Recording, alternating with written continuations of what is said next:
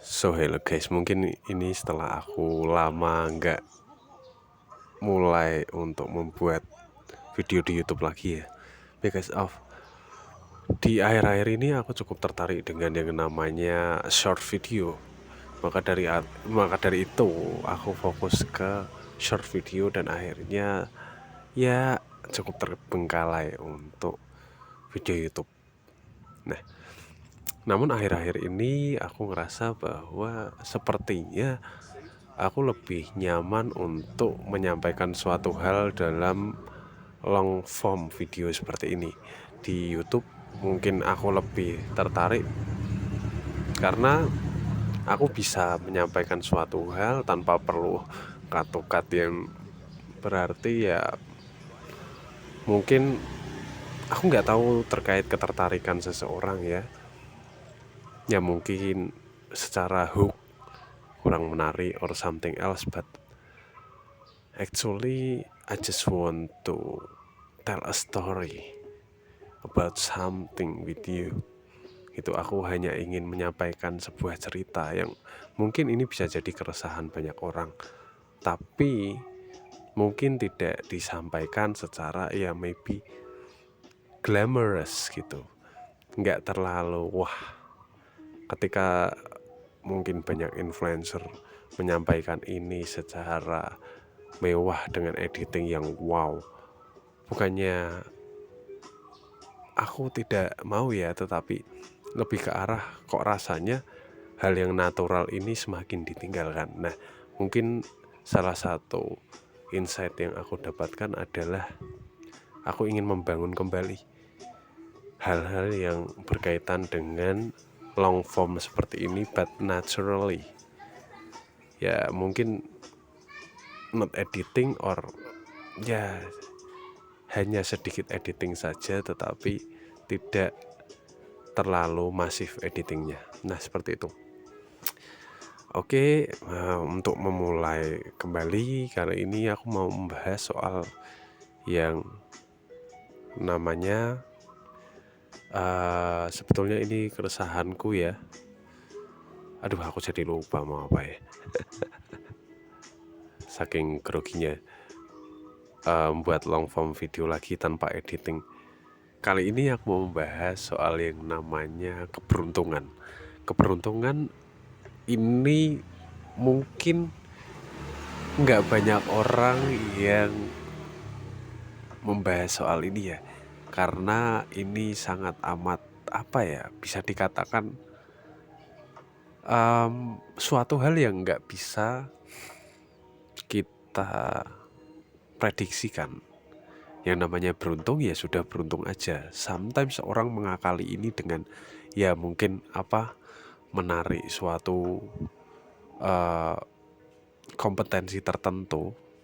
Contoh misalkan keberuntungan tidak akan datang kepada orang yang belum siap, maka dari itu keberuntungan akan datang pada orang yang siap. Berarti kan seperti itu.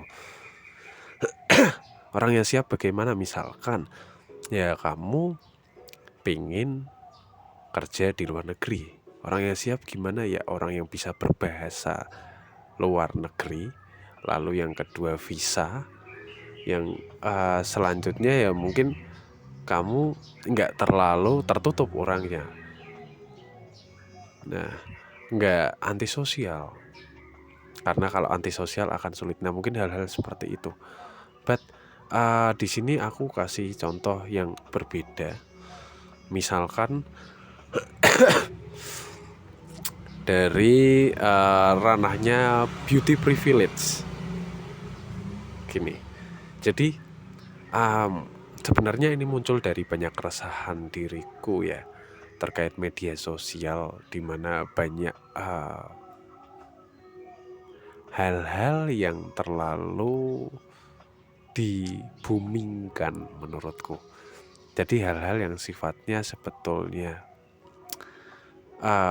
biasa aja dan sangat amat bergantung pada keberuntungan, tetapi ini jadi hal yang membuat dia, si influencer ini, jadi seolah-olah mengusahakan Ya kembali lagi, ini pandanganku pribadi, menurutku seperti ini.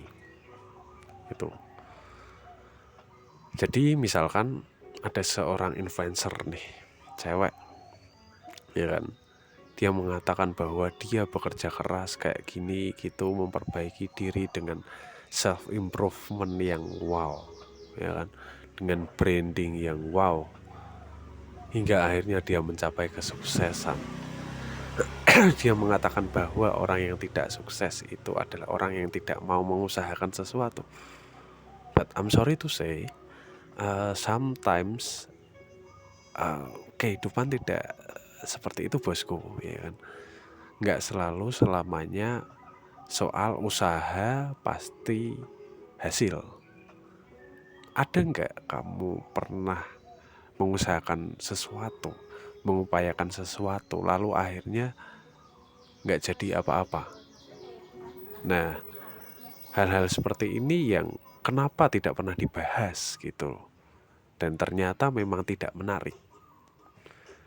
Orang lebih tertarik untuk hal-hal yang sifatnya memotivasi, walaupun sometimes motivasinya ya hanya sesaat, yang membuat seseorang semangat lalu nggak ngapa-ngapain, akhirnya ya udah cukup senang sehari, akhirnya juga motivasinya mati di hari itu juga. Dia nggak menjalankan sesuatu. But it's okay, motivasi penting. Sometimes we need some motivation for external.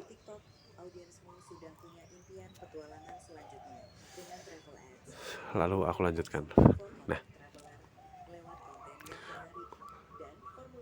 beberapa influencer tersebut terlalu memblooming yang namanya usaha, tapi jarang yang ranahnya keberuntungan. Misal, dia jadi berhasil karena sebuah usaha kecil, tapi di belakang itu ternyata dia adalah orang yang sangat amat cantik. Itu bisa dikatakan kalau dimasukkan dalam kategori cantiknya mayoritas orang Indonesia, dia termasuk cantik gitu loh. Nah, ini beauty privilege, ya kan? Setelah aku dalami ini, ternyata di psikologi ada yang namanya bias, ada yang namanya beauty bias, di mana orang yang cantik itu dianggap lebih kompeten gitu. Ya, disinilah aku mulai ngerasa bahwa hal-hal yang sebetulnya dari ranah lain, kenapa kok bisa ditarik ke hal-hal yang sifatnya hal yang berlainan juga. Contoh tadi, dia mungkin hoki atau beruntung karena salah satunya dia cantik. Dan it's okay kalau mengakui, tidak masalah ya, dia beruntung karena cantik. Tetapi ketika hal tersebut menjadi framing di mana dia mengusahakan sesuatu, kerja keras lah, akhirnya dia mencapai sukses, itu yang sedikit ganjel di aku gitu. Artinya dia nggak berusaha untuk membuat orang lain itu menyadari potensi dirinya, tetapi dia hanya memotivasi aja. Itu motivasi bahwa berusaha, bekerja keras. Ya kembali lagi itu ada bagusnya, tetapi ya nggak gitu-gitu juga. Kenapa yang kebenaran lainnya ini tidak diungkapkan gitu loh. So, ketika melihat lagi soal kejadian itu, ya aku cukup dilema sebenarnya. Karena ini suatu hal yang sometimes bisa membangun habit orang lain juga. Tetapi ada sebuah kejujuran yang tidak disampaikan. Jadi kalau menilik ke kejadian itu ya aku nggak bisa menyalahkan influencer tersebut.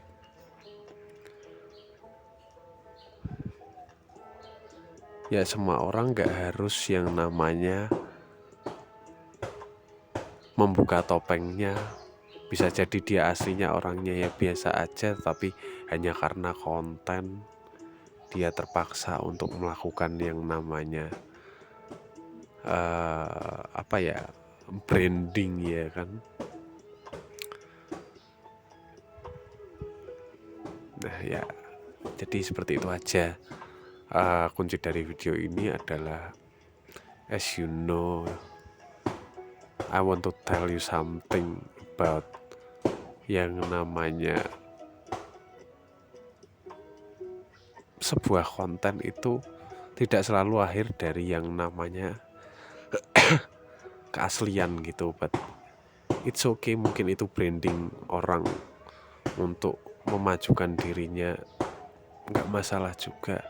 Cuma aku hanya ingin memberitahu ke kamu bahwasanya suatu hal itu tolong untuk jangan ditelan mentah-mentah. Karena kalau semudah itu misalkan hanya dengan kerja keras lalu bisa sukses, ya mohon maaf, mungkin kita bisa sama-sama sukses dari lama ya kan, karena itu kuncinya. Kita sudah diajarin dari sekolah bahwasanya misalkan kita nggak suka belajar ya kan, bekerja keras akhirnya sukses. Tapi pertanyaannya, kenapa ada orang yang sudah bekerja keras tapi tidak sukses? Nah itu ya kembali lagi ke pernyataan tadi bahwasanya jangan ditelan mentah-mentah. Ada banyak hal, memahami diri itu juga baik. Mungkin kelebihanmu bukan di intelektual, tapi misalkan di communication, di komunikasi. Mungkin tidak di intelektual, di komunikasi, tetapi di action. Maybe kecerdasanmu adalah di kinestetik, kamu cocok menjadi atlet, ya it's okay gitu. Gak harus semuanya hanya dari satu sudut pandang saja. So kembali lagi ke hal tersebut, mendengarkan motivasi itu baik, penting, tapi motivasi tanpa action juga aku rasa percuma sih. So mungkin itu yang ingin aku sampaikan. Videonya cukup panjang ya, seru banget ketika aku bisa menjelaskan dengan seperti ini. Rasanya jauh lebih natural aja, tidak terlalu glamorous, but ya aku bisa menyampaikan suatu hal dari hati dengan pandanganku pribadi gitu. Oke, sekali lagi terima kasih untuk mendengarkan. See you on the next video. Bye bye.